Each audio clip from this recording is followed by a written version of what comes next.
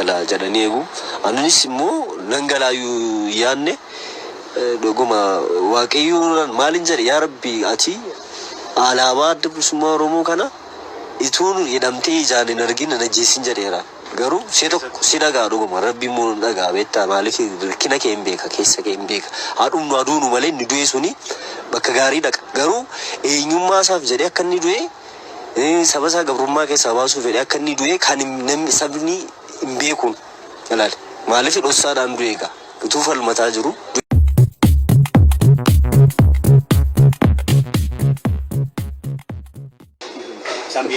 Isaan jechuun biyyatti afanii tuun ta'ini isaan karaa Keeniyaa kana ba'uudhaaf yeroo sana jechuudha. Amma figaa Sudaan seente. Sudaaniin seenee Sudaanii akkan seeneeni jechuun waajjirri jaragaa kan adda bilisummaa Oromoo durattis immoo dabaazinii sana turree irras seenes beeka maalajaa kaambii jedhama. Bishaan Abbayyaa sun inuma biradha. Cumaanti kan itti dhiqannus jechumadha. Kan itti barannus jechumadha. Ijoolleen yeeyyiinis jirti yeroo sana yeeyyiirraa qeerroo irraa jajjabee irraa neencoo jedhamanii yaamamna turre jechuudha. Yeeyyiidha xixiqqoo turre yeroo sana jechuudha. Amma gaa achumatti deebi'een isaan booda bakka haaluma sosochiidhaanii gara bosona kana keessa deddeebi'aa turre jechuudha. Isaan booda Bulaggasee wajjin nafsee isaa amaaru. Wagii. Isa wajjinis deddeebi'eera. Yeroo chaartara kee baatan jechuudha. Ergasiitiidha bakka isaan booda 93 sana ani nan qabame Asuusaa biyya Beenishaangul jedhamu kana kumruk Sudaan kumruk Itoophiyaa dhama dimbarii isaanii kun bishaan Oral Boodii jedhu afaan Arabaani gamni kan Sudaaniiti gamanni kan Itoophiyaati. Kan Itoophiyaatti ce'ee kan hin qabame jechuudha. Amma diizaan irraa gara achi soggaaceetu qabamte seente. Seeneen as deebitee ati sila sitti haalli mijatuu dide. Haalli mijachuu jechuun qabsoomatti fufaa turre yeroo sanattis. Waaqii moo nama afaan? Jijjiiru gaaroo sana isaan achi jijjiiranis immoo yeroo sana dandeebi'ee achitti adda addaa hojjechaan ture. Isheen kaambii mooraa ishee dirasii seenee jechuudha. Kun gogaa horii qaltee gurgurettee sanafaa gaggeessee basaasaan ture ishee biratti duraanuu ergamaayyuu hin ture keessa seenee Asuusaa sanatti jechuudha. Egaa chaartara keessaa baatanii kaadha ijoollee fakkaate. Isaan booda gaafa dhumarratti gaafa narratti baranii wasanuu maamuu jedhamu amma gara Yaabusiitti wareegame innis waraanuma turenis jajjabeema ture inni dafii kottu beeynaan jedhe. Namatu dabarsee nu kennuuf ennaan jechuudha. Innillee yeroo sanas immoo Laggaseen waraana fidee seenaa ture lola. Inni gaafa boonnis mucaan sun achitti wareegame ani immoo gara isaanii deemaan ture bakka deebiin Sudaanitti naqabuuf jedhanii ennaan jechuudha. Haala uffata kun dubartooti uffatanii jiramti qamisii dubartootaa kan isa uffadhee yeroo sana arriin kunis hin jiru ijoollummaadha. Dubruma bareedduu tatti fakkaadhe akkasuma gidduu isaanii biran darbeen deeme malee isaan booda dhaqeen ofirraa baasee karaan deeme ijoolleen Araboonni kara Sudaanii deeman jiru isaan duukaa Sudaanii seenee deebi'ee jechuudha. Isa gaafa duraati kun. Amma deebitee dhufte. Moo nan qabame isa qabame. Gurbaa gaafa duraa ta'uu si barani moo? Lakki akkasumatti shakkiin na qabanii dhuma irratti dhaga nama namichi ajajaan isaanii suni maqaan isaa xiqqoo nan beekan ture Takla Biraan jedhuuni isa ajajaan isaanii isatu bilbilaan ol quunnamanii gaafa ol gaafatanii nama akkasiidha bifaanii naamina jedhanii akkasittiin na shakkaniitu na barani. Isaan booda na fuutee asii Addis Ababa kana na fiddee guyyaa tokko na bushite Addis Ababa irraatii biyyatti lakki makiinaa manna fidde. Isaan booda fuutee qofaa makoon qabame. Isaan booda ergiin dhaqee maneedha umuraa sana jeja immigireeshinii keessatti jeja na hiite. Achitti nan garafamaa kopheen irraa baasti miilli kun miilla kana ol kaastee akkas miilli kee lamaanuu akkan ol ta'a akkanatti asii gadi. Luka jala kana akka jirutti bakka ammallee fayyee malee dukaadha bakka jallisaa jechuudha. Isaan booda jeja booda fuuteetu shiree ummaa jaree jedhamu jira. Ummaa jarii sanatti shiree Indaasillaasee shiree Shiraaroo jedhamu jira. Isaan booda Adda Nabriitii jedhamu jira. Adda Nabriit Addaaroo Addaa Garaa jedhameetu shiree Shiraaroo seenama. Adda Nabriitii sana irratti kan isheen neete maniidha akkamii jira sitti fakkaate naannoon haxxee kan hidhamee jiru fanjiidhaan hidhamee jira shiboodhaan jechuudha. Maneedhaa sana keessa gaafa deemu jaalawwan baay'ee babbaan wareegaama jirti jira garuu ergiin seenaan torbee tokko hin guunne nama sadii na biraati ijoolleen sun ijoollee baaleedha. Sadanuu fuutee yeroo isheen halkan karaa waraana sana ni ilaalaa ija kana hiiteetti akka isheen bakka jeesuuf fuutes bareera waan tokko gochuun danda'u hidhameen jiraanis makaraarra hin jira. Jarittiin sun badda amma zartuun jedhamtu tokkos immoo isheen jajjabee turte asirratti jaalle Daawud Ibsaa ayyaanaan mataan isaa hin beekaa dooriin fa'aa hin beekuun sirrii matti jechuudha. Zartuun jechuun maqaan ishee sirrii aannan jedhamti. Ishee faalkan dhiyee keessa sa'aatii 7tti fuudhanii kan isaan ajjeesan jechuudha. Dhiyeessaa qaban ijoollee kana? Bakka ishii sigaa akkuma kana argatan natti fakkaata. Dhiyaara turte? Bakkuma warri wareegaman kana maqaa isaanii beektaa? Warri wareegame sana jechuun torbee gintaaga yeroo dhufe ishii sana qofa maqaa beeka. Ijee malee maqaa isaanii hin beeku ammoo warri jiran keessaa mataasaa mannidhaa kan koo qofaa waan ta'eef iji koo kun amma aduu kana akkas ol jedheen ilaalu. Ijuma dhugun argu dhuguman siin jechaa jira. Maaliif aduu argee hin beeku. Jechuma dukkana keessan ture jechuudha. Infiduu halkan fuudhanii deemu bakka isaan itti ajjeesan hin beektu. Dhumarratti garuu warri amma afan kana keessaati maqaa nama sadii na yaadadha akka gaariitti waliin beeku. Warri wareegaman kun bara kamidha? Warri wareegaman kun yeroo 94 seenuu keessadha. 94 keessadha kan isaan ajjeefaman jechuudha. Isheen maal ijoollee baaleedha mannidha akkuma kanatti walitti dhiyoo ta'eetu hin dhaga'ama waan isaan achi keessaa.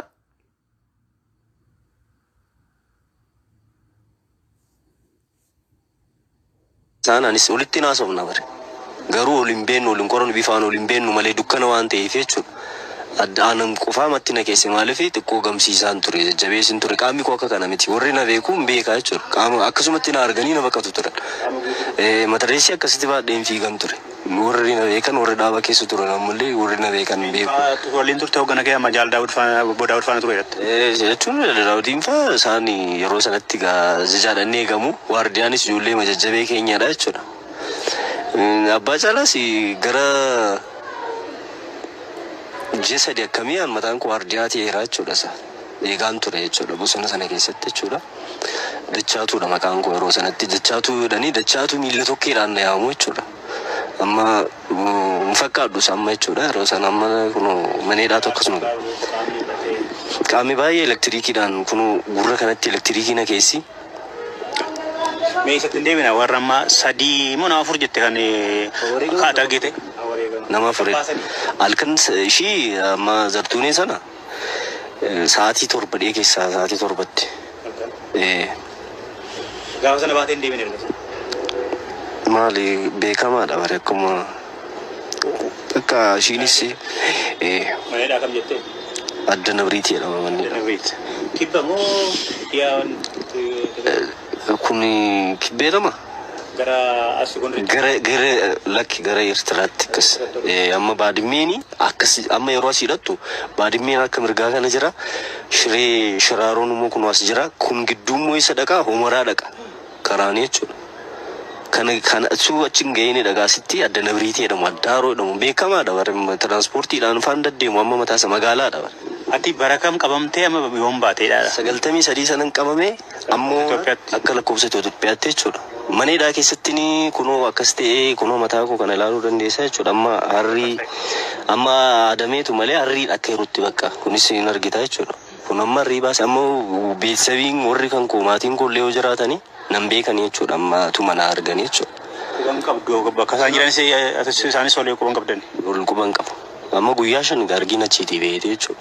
Daawwattoota keenya kan amma dhagaa jirtan seenaan isaa kan nama gaddisiisu nama waggaarii kabaa jedhamu yookaan maqaan qabsoo sadachuuftuu dachaatoo jedhamu.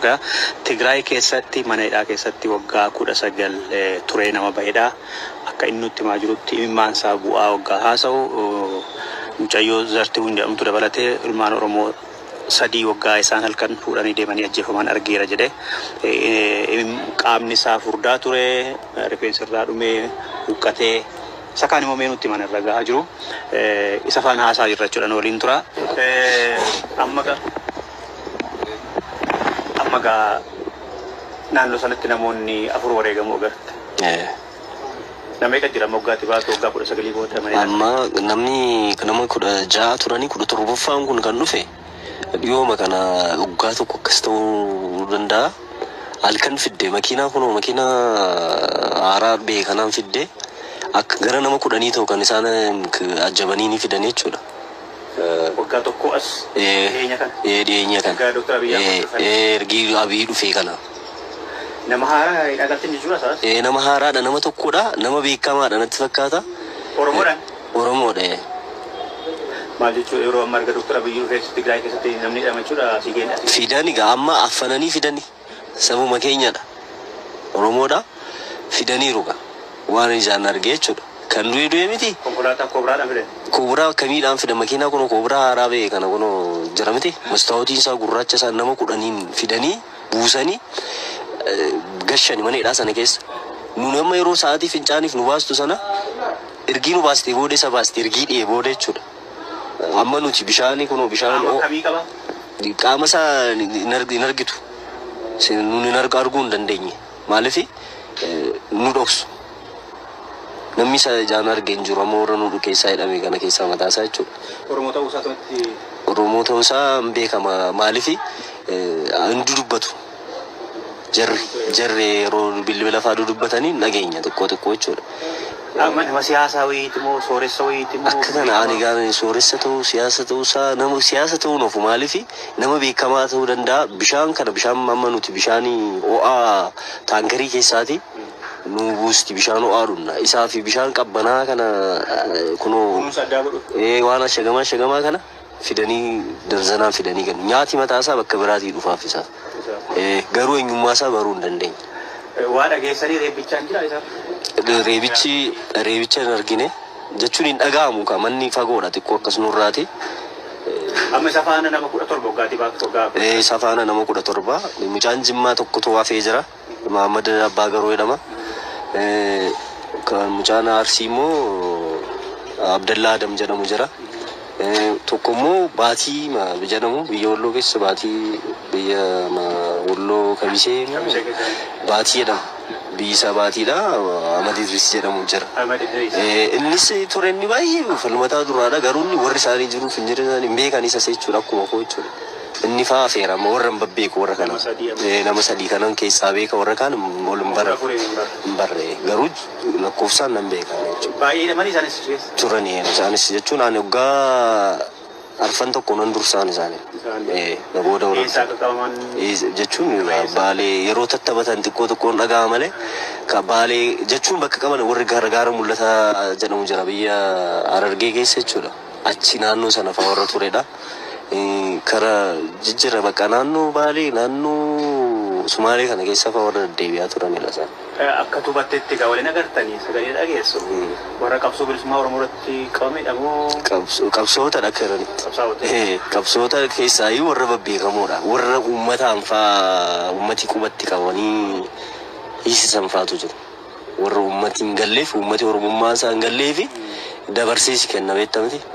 Akka kanatti warra dabarsamee kennamedha isaan baay'inaan jechuudha. Hin dubbatu ofii isaanii jechuudha.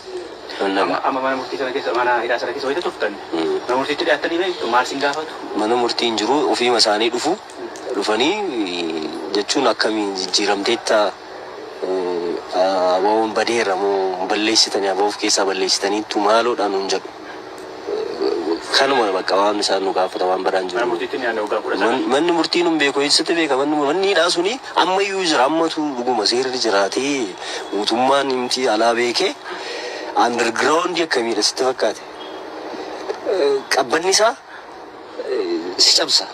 Dhuguman siin jedha. Bara mootummaa kanaa ijaarame moo bara dargii ijaarame? Lakki kun baruma mootummaa kanaa ijaarame sabuma Oromootti fituuf kan isheen ijaartedha. Baay'ee dhumeera na durachitti. Dhugaan siin jedhu gaafan deeme uffata isaan achi keessaa baasanii gubanii si boosisu uffatuma yeroo argitu namni akka irraa du'e hin beekta. Baasanii beenzinatti naqanii yeroo uffata sana fa'aa guban jechuudha. Waan si gaddisiisu jechuudha. Dhoksaadhaan namni akkasitti ajjeefamu ani baay'ee natti dhufu jechuun waan namni tu argiteetis itti dhaga'ama waan hin argineef immoo waan tokko sitti hin fakkaatu jechuudha. Amadda jaroonni wareegaman kuni firri isaanii gaaf tokko naagalaa jedhanii eegu. Galaa jedhanii eegu anunis immoo nan galaayyuu yaadne dhuguma waaqayyoon maalin jedhe yaa rabbi ati alaabaa adda bilisummaa Oromoo kana ituun jedhamtee ijaan hin argin najjeessin jedheera. Garuu si dhagaa dhuguma rabbi immoo dhagaa beektaa maaliif bilkina kee hin beeka keessa kee hin beeka haadhumnu aduunu malee inni du'e suni bakka gaarii dhaqa garuu eenyummaa isaaf jedhee akka inni du'e saba isaa gabrummaa keessaa baasuuf jedhee akka inni du'e kan namni sabni hin beekuun ilaali maaliif dhossaadhaan du'e egaa utuu falmataa jiru du'e namichi kun. Qabannaa achi keessatti isinii godhamu addatti sirra kan ga'e maali? Nyaata kunoo maal inni maqaan isaa Wuddaa Kirii jedhu kunoo daanoon akkasitti keessatti dhugaan siin jedhu biddeen akkas cabsitee daanoo qaba dhakaansa ilkaansi cabsa. Daabboodha. Inni gaa guyyaadhaan kunoo maani guyyaadhaan immoo jira shuroonsaa jechuudha. Raamoon kunoo akkas keessaadha magaazina keessa uggaa meeqa kan kuufamee taa'edha isa kana nyaatta. Biddeen duwwaasaa bishaaniin faa nyaanna. Giddii nutti ta'e jechuudha. Ganama daabboo tokkoof shaayii tokkoon argatta. Bakka kanumaani jiraanne jechuudha. Ganama dhanni daabboo tokko tokko. Amma waggaa isin qoratani maal isin godhu? Si qoratu kana dubbadhu siin jedhu waan ati hin beekne si gaafatu. Afaanuma qofa ammoo sirreemuun jira. Maali kan afaan Oromoo beeku jira isaan keessa afaan Oromoo akka maalitti beeku qubee barreessu jira. Tigree moo Oromoo ta'e? Tigriffas hin dubbata maalummaa isaa maalitti beekta akka Tigree milikkita adda hin qaban. Garuu afaan qaama keerra maaltu ga'e? Anamma jechuun qaamni koo bakka amma fincaa'u kana akka gaariitti duratti finyootti ta'ee beestaaliidhaan bishaan tina gochisiisteetti arguu ilaalu sin dandeessa garuu waan namatti mul'atu illee miti. Fincaan amma yeroo fincaa'u jechuudha guutummatti fincaan hin fincaa'u kukutaan fincaa'a. Amma gurri kun immoo jechuudha kun amma malaadha amma kuni malaa callisee qoricha illee hin arginu argita malaadha callisee malaa maaliif rukuttaadha kun ilkaan kun amma sadafiidhaan isin irratti cabaadha amma kun buqqoo nan buqqaasisatte illee dandeessu kunis immoo qaadha kun immoo amma lafeen kuni cabaadha amma kun lafeen kun jechuudha kunis kun amma tokko kunis kun tokko miti.